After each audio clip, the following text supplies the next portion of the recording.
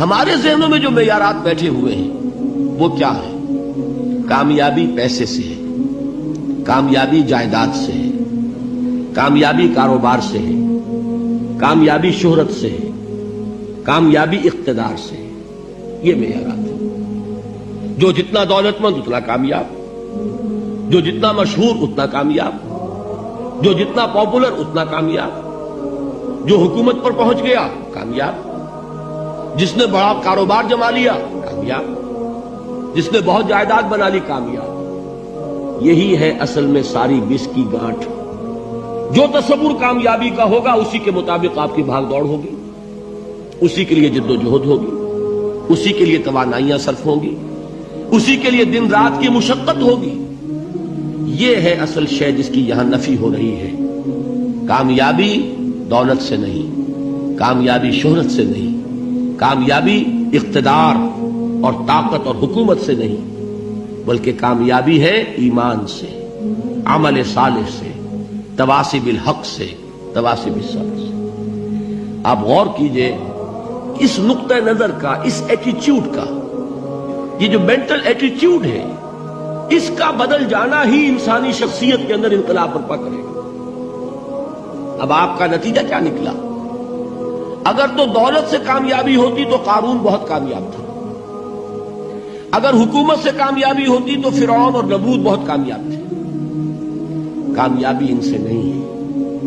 کامیابی انسان دولت میں قارون کی دولت تک پہنچ جائے اور دنیا میں دبدبہ اور اقتدار اور سلطنت اور حکومت کے اعتبار سے وہ نمرود اور فرعون کا مقام حاصل کر لے، وہ ناکام ہے، خائب ہے، خاسر ہے، برباد ہے۔ اور ابو ذر غفاری کامیاب ہے، چاہے ان کے پاس کچھ نہیں تھا، جھونپڑی تک نہیں تھی، کوئی گھر نہیں تھا۔ حضور نے فرمایا ہے اللہ کے کچھ بندے ایسے ہوتے ہیں جو کسی محفل میں جانا چاہیں تو انہیں اجازت نہ ملے، جو کہیں اگر رشتہ کرنا چاہے کوئی ان سے رشتہ کرنے کو تیار نہ، کہیں کوئی سفارش کرنا چاہے تو ان کی کوئی بات ہی نہ سنے۔ لیکن اللہ کے ہاں ان کا وہ مقام ہے کہ اگر بھولے سے بھی کسی بات پر قسم کھا بیٹھتے ہیں تو اللہ ان کے قسم کی لاج رکھتا ہے۔ یہ ہے فرق، یہ جان لیجیے اچھی طرح۔ اس بات کا مان لینا آسان، اس پر سبحان اللہ کہنا آسان، لیکن اس کے مطابق آپ کے اپنے ذہن کا بدل جانا بہت مشکل، اس لیے کہ ہم متاثر ہوتے ہیں اپنے ماحول سے۔ وہ بڑا محل ہے، دیکھ کر ایک دفعہ جھجری آتی ہے، وہ بڑی سی 20 فٹ لمبی کار سناٹے کے ساتھ آپ کے پاس سے گزر گئی۔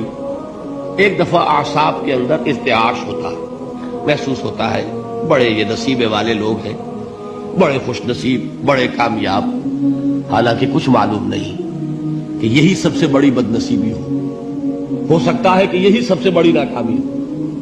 اگر ذہنوں میں یہ بات بیٹھ جائے کامیابی کس شے سے، یہی وجہ دیکھیے قرآن مجید میں بارہا آپ دیکھیں اولئک هم المفلحون، یہ ہے لوگ کامیاب ہونے والے۔ آج یہ آپ نے نماز میں وہ آیات سنی، یا ایھا الذین آمنوا ارکعوا واسجدوا واعبدوا ربکم وافعلوا الخیر لعلکم تفلحون۔ اے ایمان والو، رکوع کرو، سجدہ کرو، اپنے رب کی پرستش اور بندگی کرو اور اچھے کام کرو تاکہ تم کامیاب ہو جاؤ۔ تو کامیابی کن چیزوں سے ہے؟ یہ ہے سب سے بڑا سبق۔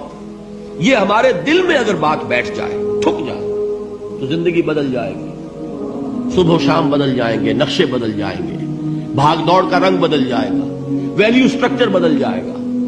آج وہ ایک چیز نہایت اہم نظر آ رہی ہے، کل نہایت غیر اہم نظر آئے گی۔ جیسے کہ حضور کی حدیث ہے مالی وللدنیا، مجھے تمہاری اس دنیا سے کیا سروکار ہے؟ انما مثلی کراکب استظل تحت شجرۃ ثم راح فترکها، میری مثال تو اس سوار کی سی ہے جو تھوڑی دیر کے لیے ایک درخت کے سائے میں ٹھہرتا ہے سستانے کے لیے، پھر وہ اپنا راستہ لیتا ہے، اسے اس درخت سے مستقل تعلق اس کا نہیں ہے، وہ اس کا گھر نہیں، وہ اس کی منزل نہیں۔ اسی طرح یہ دنیا میرا گھر نہیں ہے۔ اب دیکھیے ہم کہتے ہیں انا للہ و انا الیہ راجعون، ہم تو مسافر ہیں، ہم اللہ کے پاس سے آئے، اللہ کی طرف ہمیں لوٹ جانا ہے۔ کن فی الدنیا کانک غریب و عابر سبیل، حضور فرماتے ہیں دنیا میں ایسے رہو جیسے کہ تم اجنبی ہو یا راہ چلتے مسافر۔ لیکن یہ طرز عمل کب ہوگا؟ جبکہ یہ آیت ہمارے ذہنوں کے اندر بیٹھ گئی ہو، والعصر ان الانسان لفی خسر الا الذین آمنوا وعملوا الصالحات وتواصوا بالحق وتواصوا بالصبر۔ یہ ہے اصل بات جو میں نے عرض کیا تھا کہ میں بتاؤں گا صحابہ کیوں ایک دوسرے کو یاد دلاتے تھے۔ اس لیے کہ دیکھیے جیسے برف باری اگر ہو رہی ہو، آپ باہر نکلیں گے تو برف آپ کے کپڑوں پر جم جاتی ہے نا، تو آپ جھٹکتے ہیں کپڑوں کو تاکہ برف ہٹ جائے۔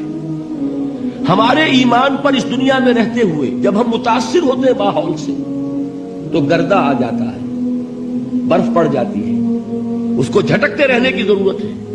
اور وہ جھٹکنے کی بہترین اور مؤثر ترین شکل یہی ہے کہ یاد رکھو کامیابی ان چیزوں سے نہیں ہے۔ چمک دمک جو ہے دنیا کی، یہ ساری چمک دمک جو تمہیں رجھا رہی ہے، جو تمہیں اپنے اندر گم کیے ہوئے ہے، یہ لفظ گم پر اقبال کا وہ شعر یاد آ گیا کہ کافر کی یہ پہچان کے آفاق میں گم ہے، اور مومن کی یہ پہچان کے گم اس میں ہے آفاق۔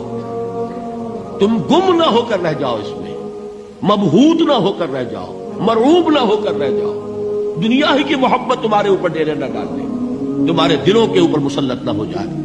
لہذا تازہ کرتے رہا کرو، والعصر ان الانسان لفی خسر الا الذین آمنوا وعملوا الصالحات وتواصوا بالحق وتواصوا بالصبر۔ پھر یاد کر لو، پھر تازہ کر لو اپنے اس یقین کو کہ کامیابی دولت سے نہیں، کامیابی ثروت سے نہیں، کامیابی اقتدار سے نہیں، کامیابی شہرت سے نہیں، کامیابی جائیداد سے نہیں، کامیابی ہے ایمان سے، کامیابی ہے عمل صالح سے، کامیابی ہے تواصی بالحق سے، کامیابی ہے تواصی بالصبر سے۔